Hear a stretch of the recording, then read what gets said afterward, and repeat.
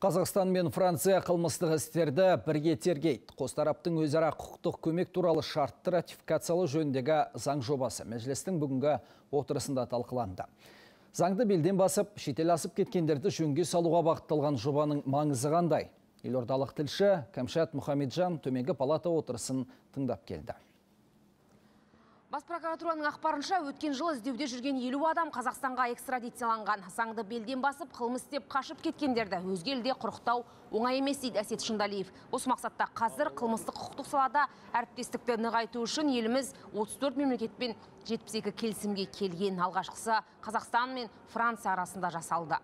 Бұл келісімшарт банковский шоттарын алуға болады, мүліктерді тінту жасауға болады, тәркілеу болады. Именно осы келісімшартта сондай жағдайлар көрсетілген.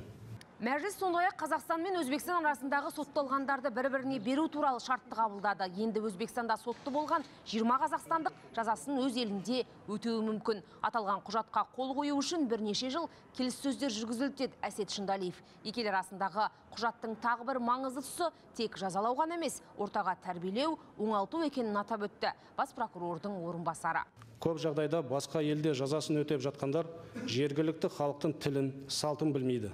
Ортасы бөлек болғансын адамдармен қарым-қатынас қиындайды. Туған жерінен, туыстарынан алшақ болғасын, ондай адамды қоғамға қайта бейімдеу оңай болмайтыны белгілі.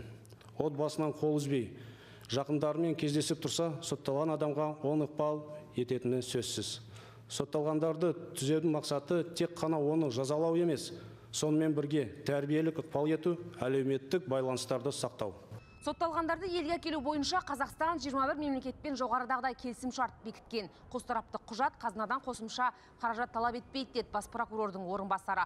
Мұнымен қоса мәжіліс бүгін қазақ-қырғыз шекарасындағы шекаралық өкілдердің қызмет учаскелерін айқындауға қатысты тағы бір маңызды құжатты бекітті. Кәмшат Мұхамеджан, Нұрлан Өтегенов, Данияр Омар, Ринат Өтеев, Алматы телеарнасы, Астана.